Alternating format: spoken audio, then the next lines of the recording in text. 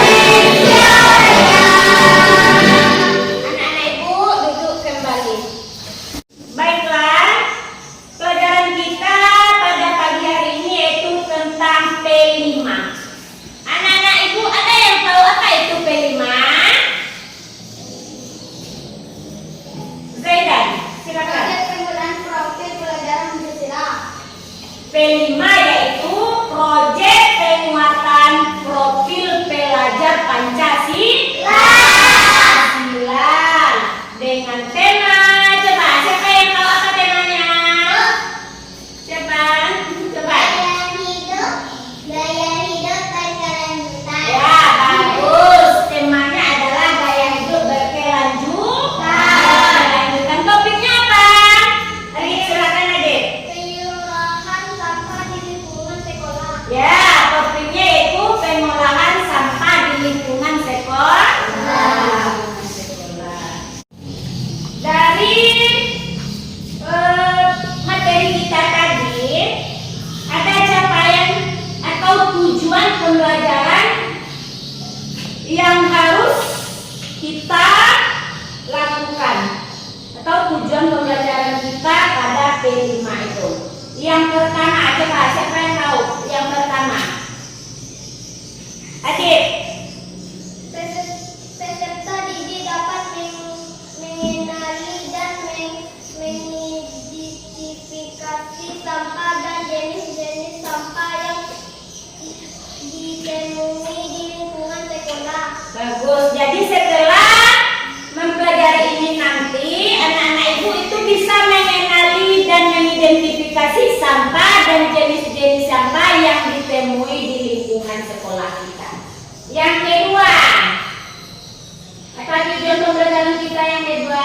Kawan, Peserta didik dapat mengungkapkan dampak sampah bagi lingkungan sekolah. bagus. Jadi setelah mempelajari ini, nanti anak-anak ibu dapat mengemukakan dampak sampah bagi lingkungan sekolah kita. Yang ketiga,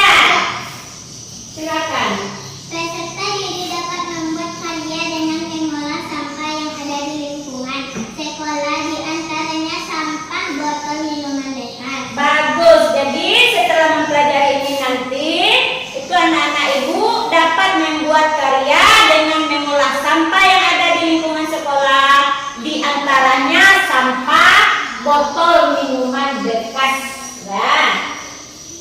Nah, dari penjelasan tadi, anak-anak ibu sudah tahu apa yang dikatakan dengan sampah itu. Siapa yang tahu apa yang dikatakan dengan sampah?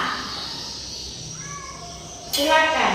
Sampah adalah buangan yang dihasilkan dari suatu proses produksi baik domestik, rumah tangga maupun industri. Bagus. Jadi sampah adalah buangan yang dihasilkan dari suatu proses produksi baik domestik atau sisa-sisa sampah rumah tangga maupun industri. Kemudian dalam Undang-Undang Nomor 18 Tahun 2008 itu dijelaskan tentang pengolahan sampah, bahwa sampah adalah sisa kegiatan sehari-hari manusia atau proses alam yang berbentuk padat atau semi padat berupa zat organik atau anorganik, bersifat dapat terurai atau tidak dapat terurai, yang dianggap sudah tidak berguna lagi dan dibuang ke lingkungan. Nah, jadi itu adalah pengertian dari sampah. Baik, jadi sampah itu terbagi atas dua macam. Ada yang dikatakan dengan sampah organik, kemudian ada yang dikatakan dengan sampah anorganik. Coba siapa yang tahu apa itu sampah organik dan apa sampah anorganik? Silakan. Organik, sampah atau limbah yang berasal dari sisa-sisa makhluk hidup yang dapat terurai secara alami. Bagus. Nah, jadi sampah organik itu limbah yang berasal dari sisa makhluk hidup yang dapat terurai secara alami. Kemudian yang kedua, anorganik. Siapa? Zidan, silakan. Sampah atau limbah yang dihasilkan dari berbagai macam proses sampah yang tidak dapat terurai oleh bakteri secara alami dan umumnya memerlukan waktu yang lama. Bagus.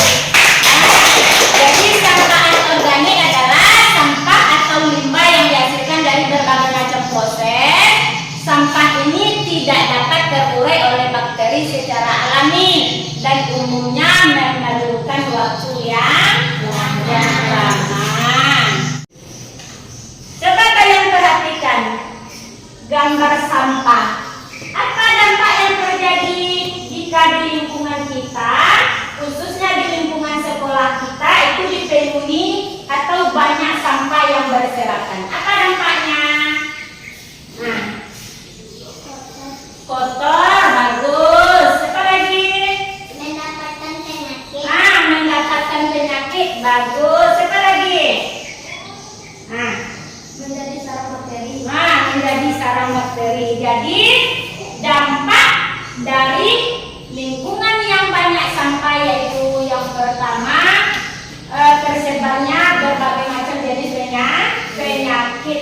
Kemudian lingkungan kita menjadi kotor. Nah, jadi sampah-sampah itu harus kita pilih, kemudian kita buang ke dalam tong sampah. Nah, jadi anak-anak ibu, jika lingkungan sekolah kita banyak terdampak sampah, itu ada dampaknya kepada kita atau dampaknya kepada lingkungan sekitar kita. Coba, siapa yang tahu apa saja dampak daripada? Adik. Yang pertama bisa mengganggu keindahan. Jadi pandangan kita itu merasa terganggu dengan adanya sampah yang berserakan. Yang kedua, silakan. Menimbulkan pencemaran dapat menjadi sumber penularan penyakit. Nah, jadi yang kedua, menimbulkan pencemaran dapat menjadi sumber penularan penyakit. Jadi kalau sampah banyak berserakan di lingkungan sekolah kita, itu bisa menjadi sebagai sumber penyakit. Di antaranya di tempat-tempat sampah itu nyamuk bersarang. Apa yang penyakit apa yang disebabkan oleh nyamuk? Demam berdarah. Bagus. Yang ketiga, Zaidan. Menurunkan tingkat kenyamanan dan pada akhirnya mengganggu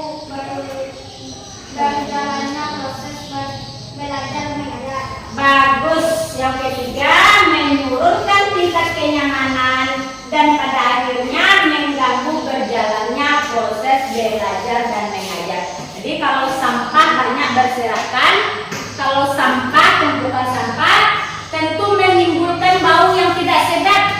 Iya kan? Nah, bau yang tidak sedap. Jadi kita tidak nyaman kalau sedang belajar terbau bau yang tidak sedap.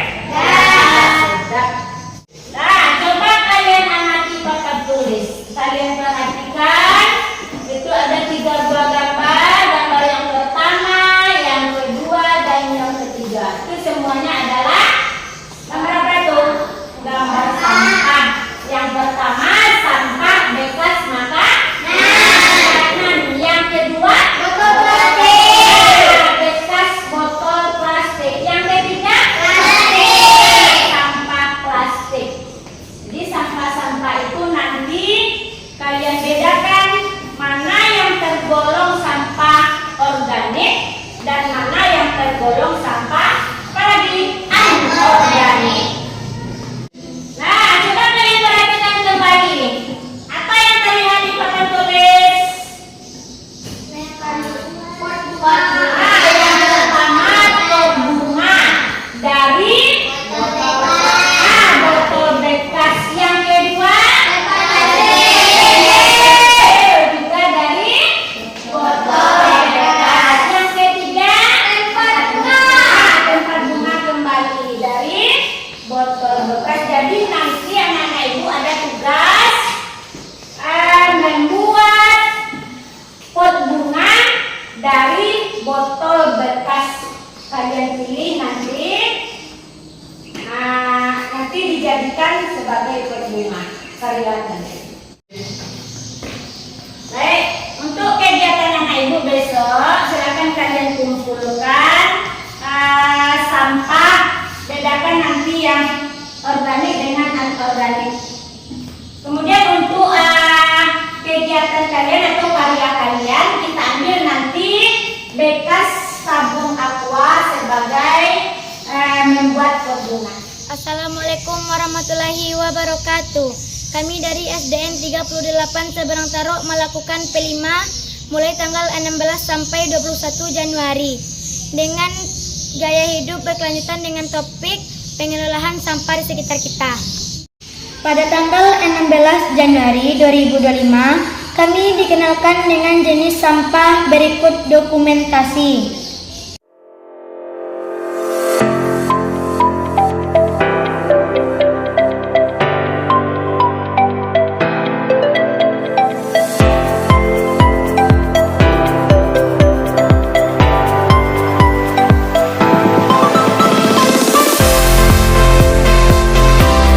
Pada tanggal 17 Januari 2025, kami ditugas memilih sampah.